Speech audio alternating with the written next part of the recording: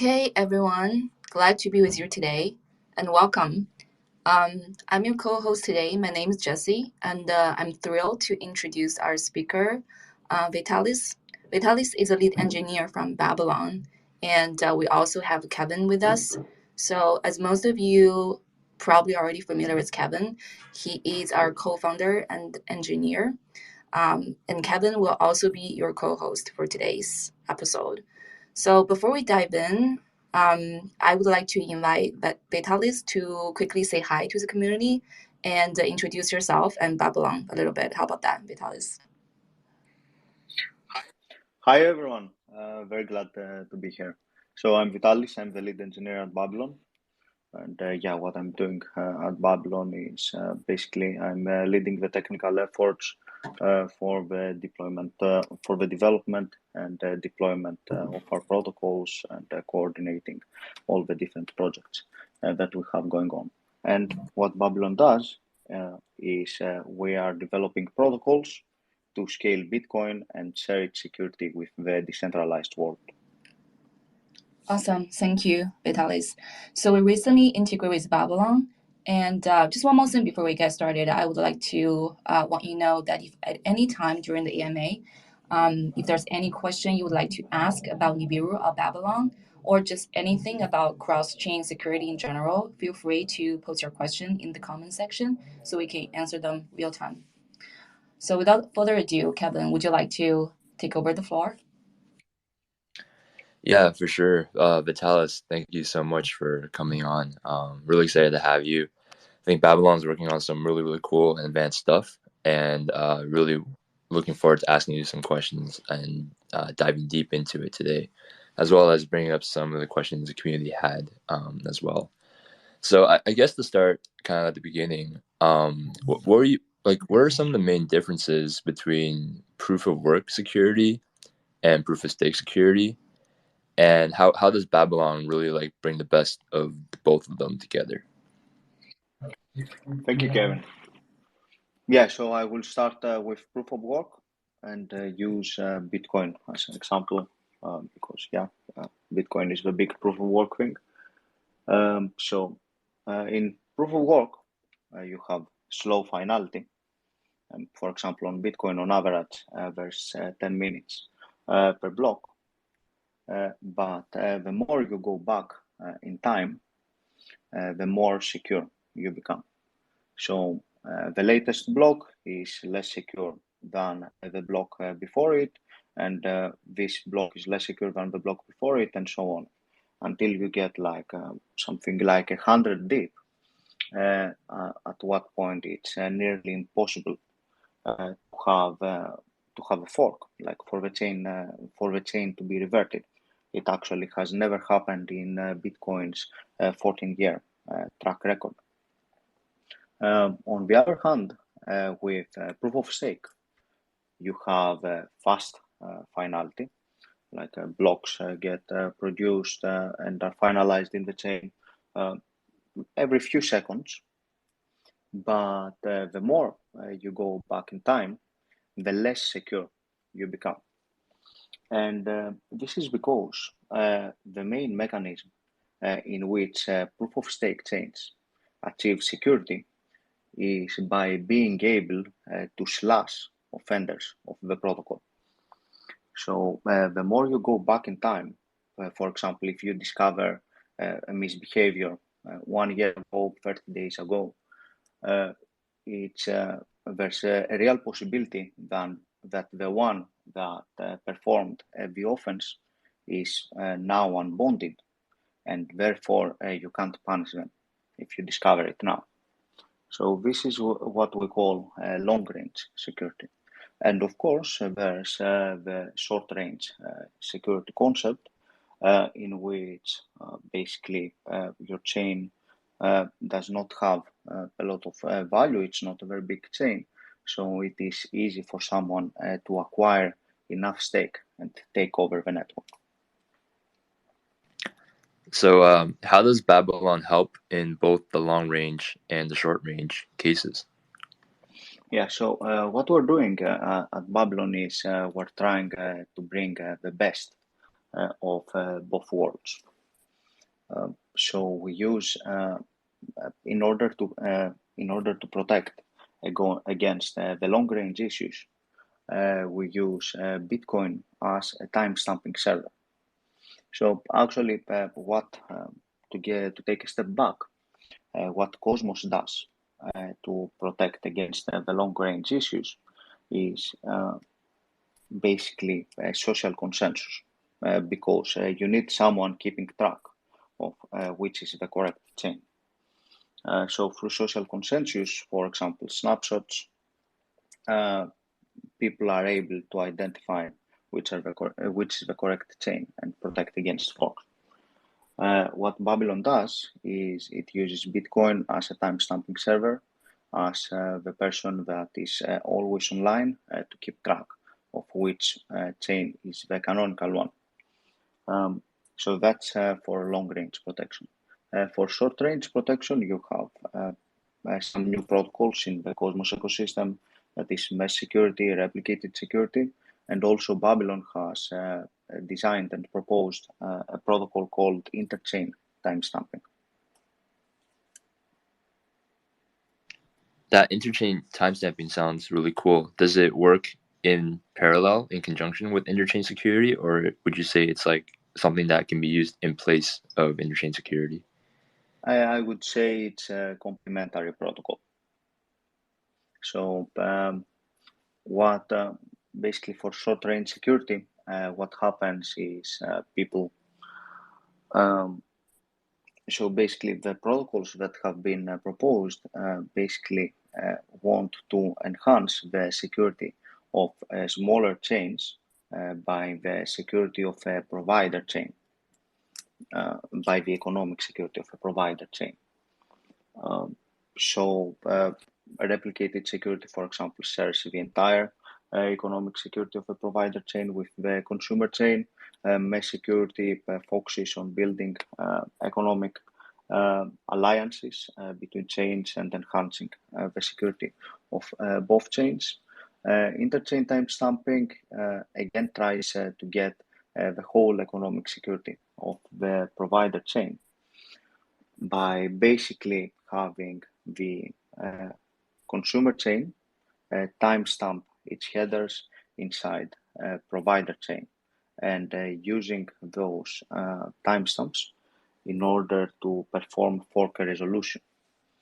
So if someone wants to fork the consumer chain, they also need to fork and revert the timestamps on the provider chain. And the good thing about this is that interchain timestamping already happens because IBC connected chains need to maintain a light client with each other.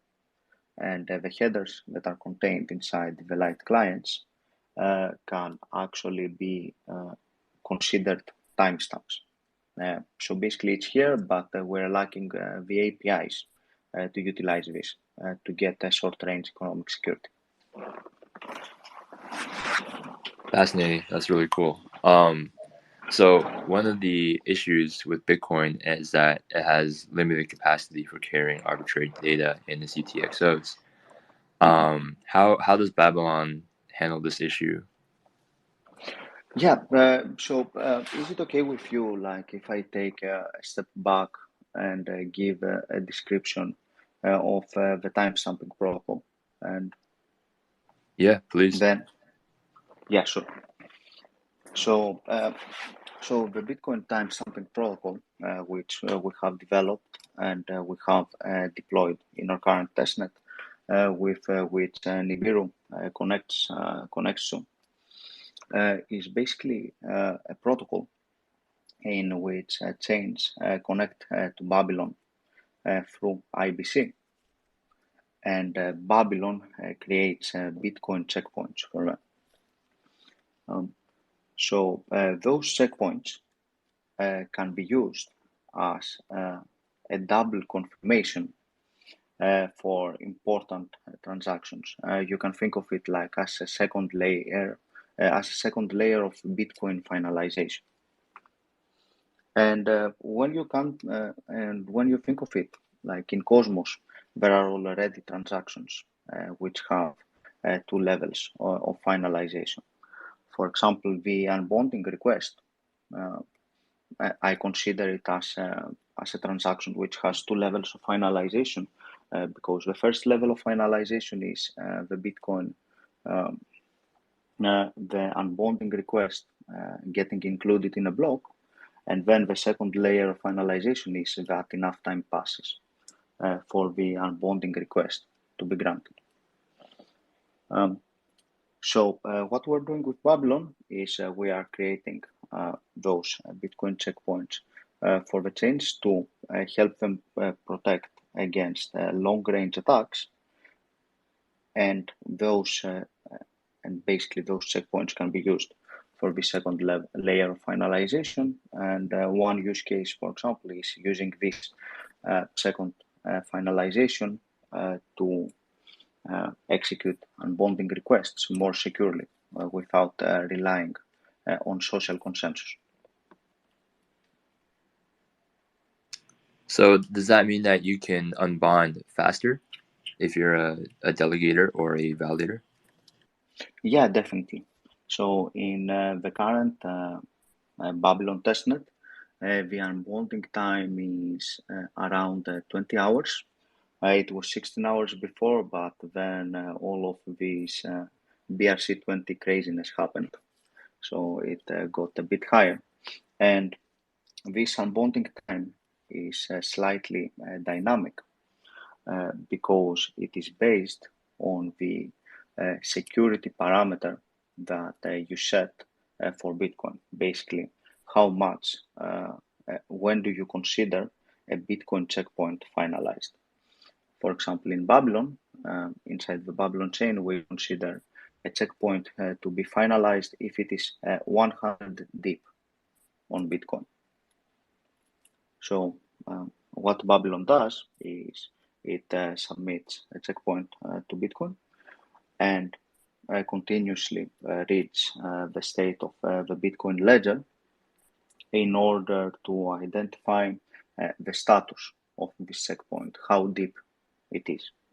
And once it reaches a certain depth, it considers the checkpoint to be finalized, and the blocks that this checkpoint timestamps are considered to have the second layer of finalization, and then you can execute unbonding requests.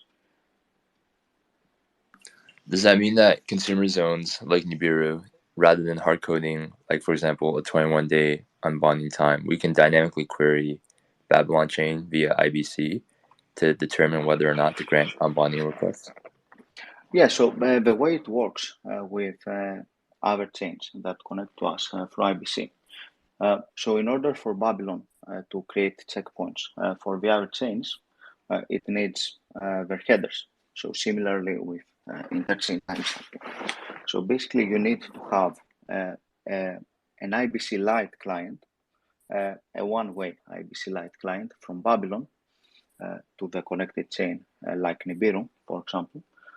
And what we get from the Lite client is we get the headers of the connected chain. And those headers are committed inside the state of Babylon. And since Babylon is checkpointed, then its entire state is checkpointed. So what Babylon does is it gets those timestamps for the connected chains like Nibiru, and through IBC, it can communicate to them that their timestamps have been included on Bitcoin and the depth of those timestamps. A very important consideration here is we have designed the Babylon system so that connected chains do not have to trust Babylon. So in our design, what we send to the connected chains is not only okay, your checkpoint is deep enough. We actually send them the Bitcoin ledger, which they can verify, part of the Bitcoin ledger, which they can verify, as well as inclusion proofs in both Babylon and on Bitcoin. so that the connected chain does not need to trust that Babylon actually gave it the correct data. It can verify it itself. And yeah, based on those checkpoints, this chain can make all kinds of decisions based on this second layer of finalization.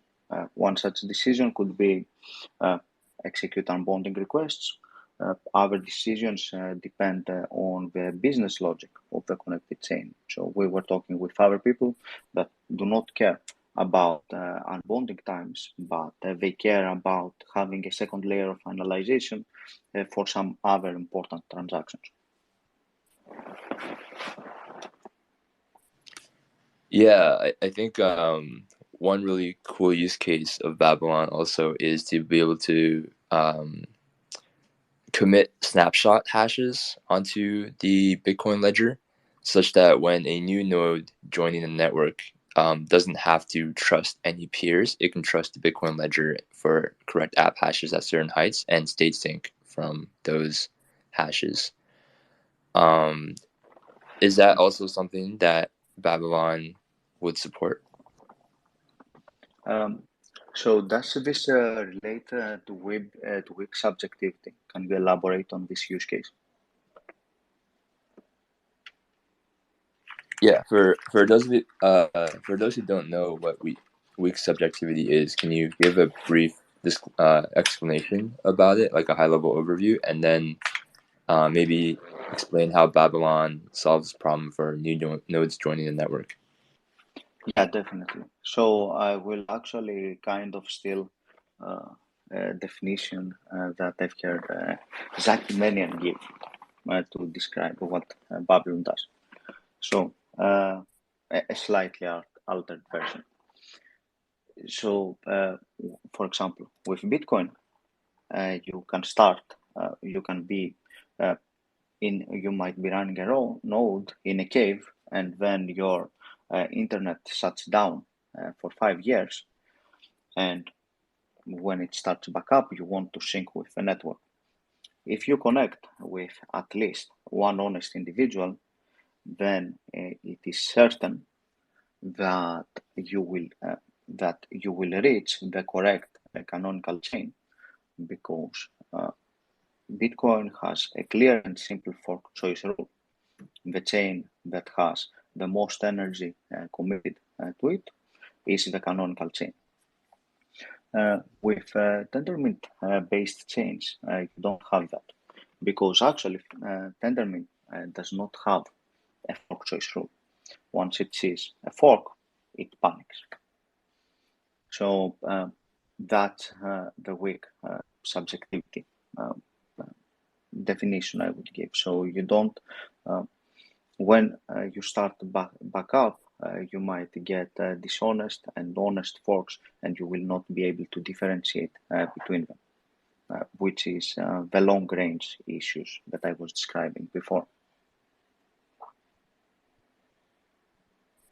Gotcha. So then a new node joining the network can now, with Babylon, look at timestamped hashes on the Bitcoin ledger to determine which chain is the canonical chain. Yeah, exactly. With Babylon, now you can have a fork choice rule for Tendermint based chains. Basically, and maybe I could give a definition of the long range attack before I explain what happens. So in the long range attack scenario, someone, a validator that is no longer bonded, they go back in time at a block height in which they are still bonded. And what they do is they create a fork of the chain. And yeah, this fork looks valid. It has enough signatures, but it is not the real one. It's not what people follow. And the newcomer to the network, the person in the cave, for example, might reach this block height and connect with an honest individual and this malicious validator, and both they are going to send them different chains. And this person in the cave does not know which one is the correct one. So the solution that that Cosmos-based chains are using up to this point is social consensus. So basically, what happens is the community agrees on what the correct chain is, and people, for example, validator companies or the chains themselves create snapshots which people can download and start syncing from. However, this does not completely solve the problem, and this is and given that social consensus is slow, this is why we have long unbonding times, because we want to be able to catch the perpetrators if they do it, not allow them to unbond very fast. At Bitcoin, at Babylon, we feel that this is not a very rigid approach. And what we propose is that we instead use Bitcoin as a timestamping server that's always online, that contains those timestamps, and chains and people syncing with the network can use Bitcoin to identify which chain is the canonical one through the simple fork choice rule that the chain that has the earliest timestamp is the canonical one. Could you also use the timestamping service to figure out if anybody double signed? Yeah, definitely. Basically, with the timestamping service, you ensure that if someone can't trick their network, they can still double sign, but you ensure that they are going to get caught if it matters. So, for example, consider that someone in this attack scenario that I described before, someone goes back in time and creates a fork. So if they create a fork before the timestamp, before the canonical chain is timestamped on Bitcoin, then this fork can either be hidden, and if you timestamp it, then it's no longer hidden, or it can be like shown. In both cases, the perpetrator can get slashed. And if they do it, if they checkpoint after the canonical chain is checkpointed, then their fork won't matter because people can choose the correct can do a fork choice rule and decide on the canonical chain.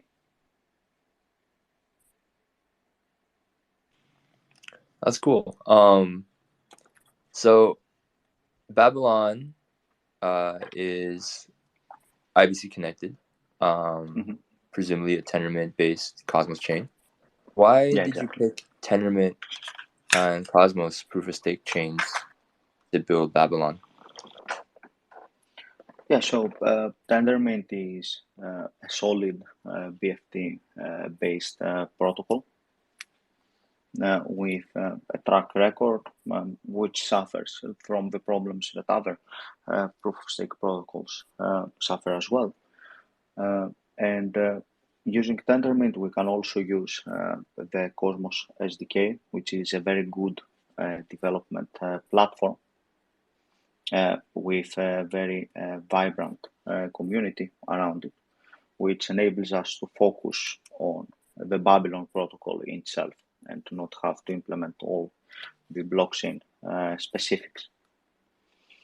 And a very big part on our decision is the existence of the IBC protocol, which solves a lot of issues for us. So, for example, we can easily connect with other chains. We can easily receive checkpoints from them through the IBC clients. So we thought that Tendermint plus Cosmos SDK is going to be a very good starting ground for us. Right. Given the IBC protocol and being connected to all the other zones in Cosmos, can you tell me a bit more about the scalability that achieves and how that kind of makes things more efficient when timestamping to Bitcoin? Yeah, definitely. So, as you mentioned before, Bitcoin block space is expensive and scarce. There are only a few kilobits per second available. And as we have seen recently with the BRC-20, like craziness, fees went extraordinarily up high. It was very difficult to get included.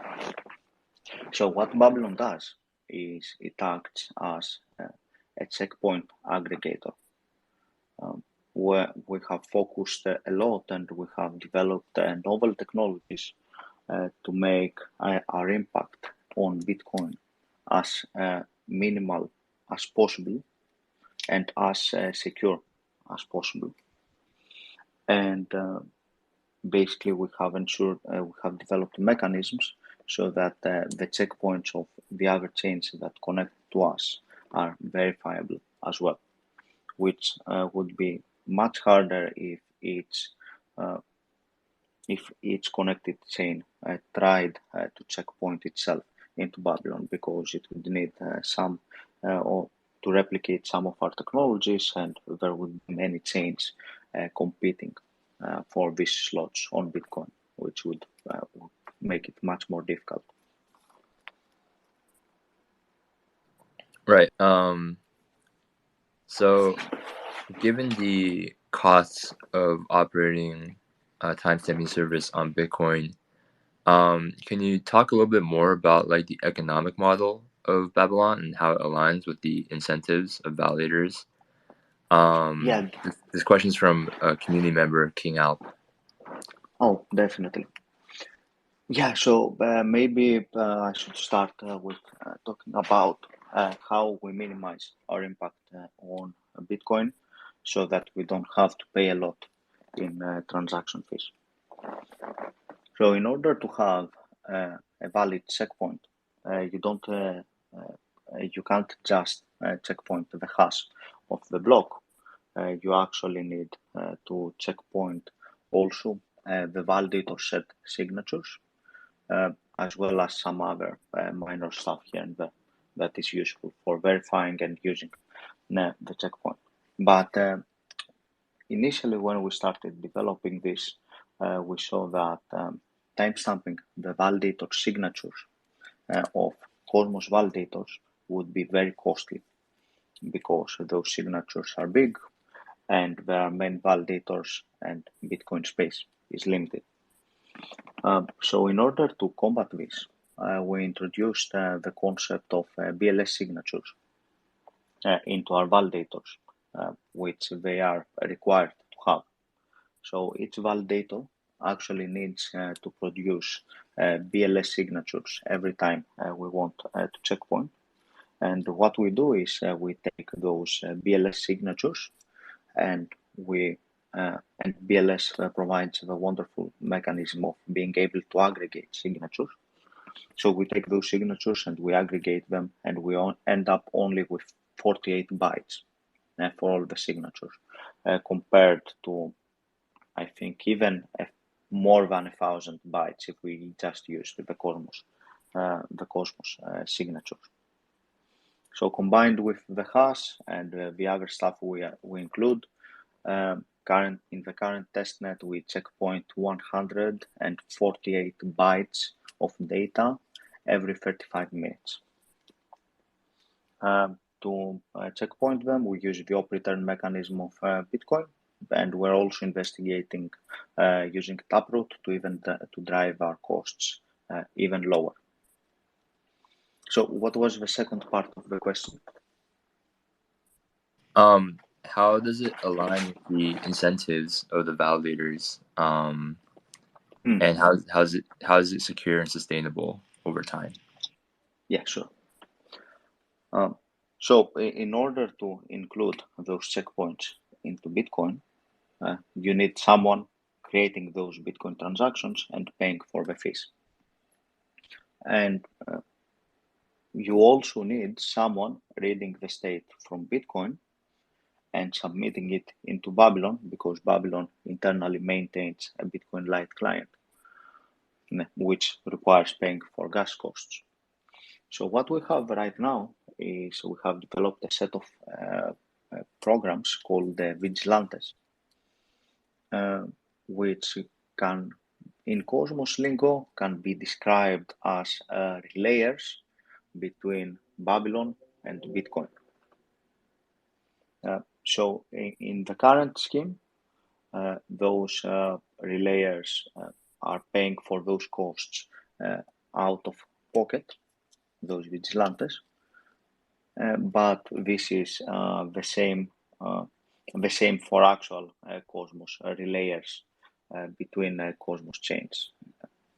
So currently we're working on mechanisms to incentivize people to run Vigilantes, but much more like relayers, you only need one honest one in order for the protocol to function effectively. So yeah, like we are working on incentive mechanisms for Vigilantes, and we are also engaging with the community to find ways to incentivize IBC relayers, because we believe that currently it's a very big issue that IBC relayers are running at a loss. We all rely on IBC. IBC is the main thing holding the entire upchain ecosystem together. So we need to find much better ways to incentivize people to run the relayers and reward them for the work. So to double touch on these vigilantes, are they similar? Are they cryptographically secure like IBC, in the sense that it doesn't matter who operates them, that as long as the proofs get submitted or the transactions get submitted to either chain, they're safe? Yeah, that's exactly the same. Gotcha. In this sense, you just need one honest one submitting stuff to Bitcoin and submitting stuff to Babylon. I think there's also a Vigilante master monitor, right? What does that Vigilante module do? Yeah, so the Vigilante monitor is a tool that is used by entities that do not trust the Babylon network, in order to ensure that everything is going fine. So basically, what the monitor does is it connects to both Bitcoin and Babylon and checks whether checkpoints created by Babylon are included into Bitcoin, and whether Babylon effectively receives the state of the Bitcoin chain, that is, the Bitcoin headers and the checkpoints created on Bitcoin.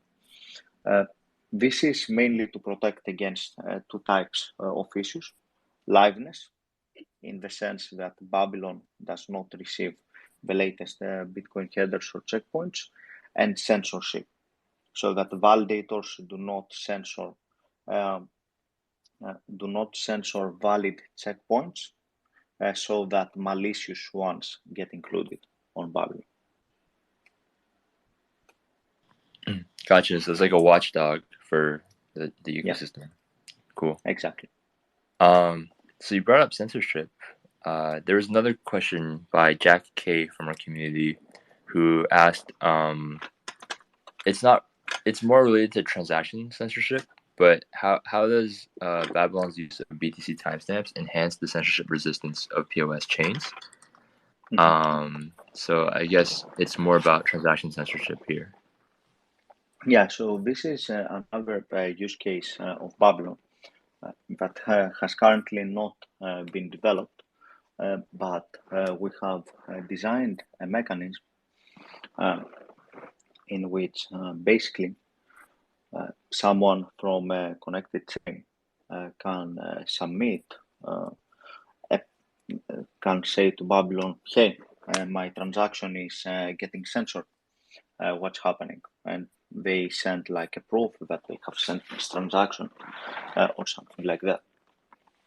And what Babylon can do at this point is enable the connected chain to enter into a rollup mode, in which rollup mode, basically the validators are only responsible for validating the availability of the data within the POS blocks, while the blocks are actually getting created and committed into the Babylon chain.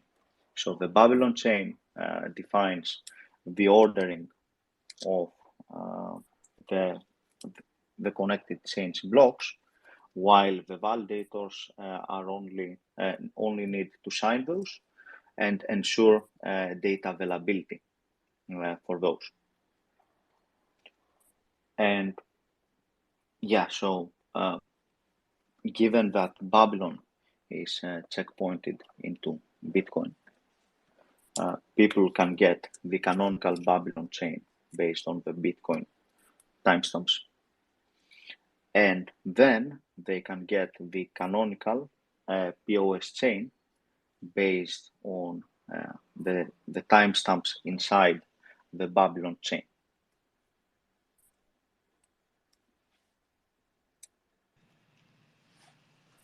And we exit rollup mode once we ensure that censorship is no longer happening. And this leads to only a half of the validators of the connected chain needing to sign blocks instead of 1/3. So therefore boosting the censorship resistance of the connected chain. Gotcha. That's cool. Another question from our community from Onek. As Babylon continues to evolve and enhance the security of POS chains, are there any plans to integrate additional cryptographic technologies or novel approaches to further strengthen the security of the BTC timestamping process? And what are the potential future developments in this area? Oh yeah, that's a good question. So yeah, there are various. So overall, yeah, we're developing some new protocols, but in terms of what we would very likely be interested to be using is the ABCI++, developed by which yesterday I learned is coming, at least the alpha is coming to the next Cosmos version. Why we want ABCI++ is because, as I said before, validators need to have BLS keys and create signatures based on those BLS keys. So the ABCI++ vote extension mechanism would make our job much easier in implementing those BLS signatures, and basically using instead of working around this to introduce those signatures, we can include them directly using the assistance of Tendermint. Also, as I've said before, we are currently using op returns to include the data into Bitcoin. And yeah, that's because when we started out, we initially thought that Bitcoin people would not like us using the Bitcoin ledger space, because I don't know if people are aware, like in 2014, 2015, there were all of those op return wars in which people were fighting about how much data they should allow for people to include. And yeah, we worked really hard to make sure that we have the minimal impact possible on Bitcoin, and using something standard like the op return. But recent developments have shown that people are okay with using Taproot as well, and this would actually slightly reduce our fees and impact on Bitcoin by around 10%. So we're also considering replacing op returns with Taproot. And yeah, again, like incentivizing both IBC relayers and our Vigilante programs. Nice. So I guess that kind of ties into the next question from the community from Pendekar Biru. What are some of the key milestones and goals that Babylon aims to achieve in this year, and how do they align with the broader vision of scaling Bitcoin and securing the decentralized world? Oh yeah, definitely. So yeah, we're currently running our first testnet. We call it an alpha testnet as it is unincentivized. And we have 25 chains, including Nibiru, that get Bitcoin checkpoints. So I think to note about this testnet is that chains are connected to us and receive Bitcoin checkpoints, but the chains do not know about those checkpoints. They do not make any decisions based on those checkpoints. For example, enable unbonding requests and stuff like that. So we call phase one getting Bitcoin checkpoints. Phase two, getting Bitcoin checkpoints and knowing about those and making decisions based on those.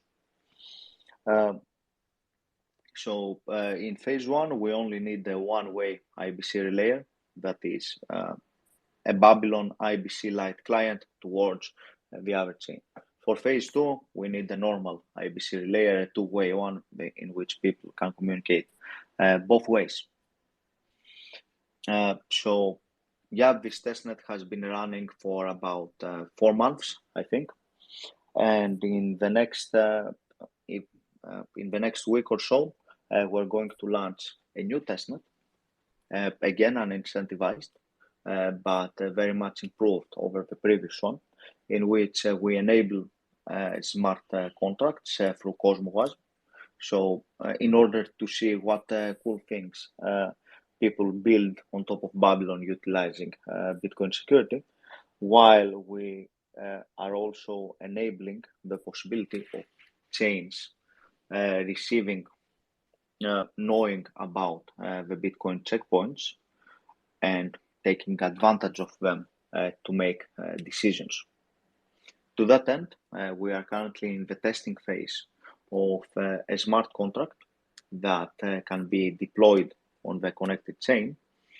And this smart contract is IBC enabled, and it communicates with Babylon in order to receive the Bitcoin checkpoints and everything else needed to verify those without having to trust Babylon, and also notifying the underlying chain about those checkpoints and their validity, so that this chain can make decisions based on those.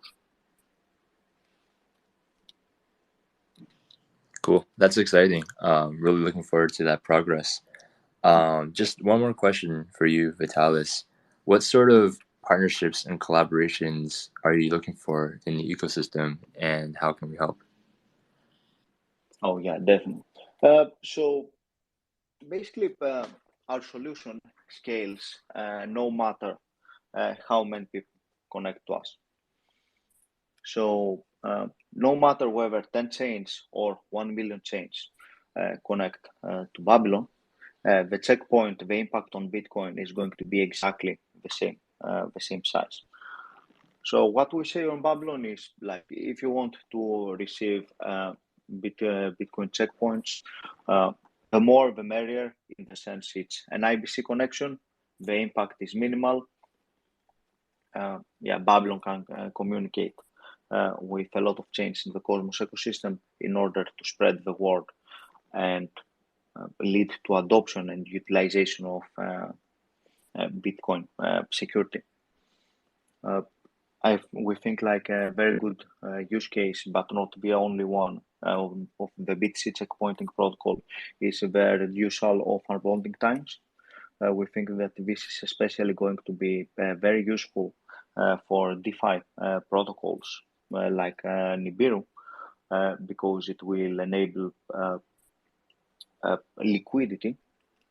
For example, you might be able to exit a liquidity pool or like unbond and get your assets liquid much more faster. And yeah, like what we're working on is adoption and interoperability with our chains. And it's not just to unbond faster, but now people have verifiable proofs on the Bitcoin ledger that their transaction was included in the canonical chains and they can't get long range attacked. So it's improve security and user trust as well. Yeah, exactly. So the faster unbonding times are a byproduct of the enhanced security. The slow unbonding times were introduced because due to security concerns, and Babylon solves those security concerns. Awesome. Looking forward to partnering with you guys and integrating with your testnet, your new testnet coming out in a few weeks or a couple weeks, very soon. And looking forward to achieving phase 2 with the IBC connections. Thank you so much for your time, Vitalis. Definitely learned a lot from you today. And thank you all for coming to our AMA today. Thanks a bunch. This was a great conversation. Thank you for having me. Bye, everybody. Bye. Bye, everyone.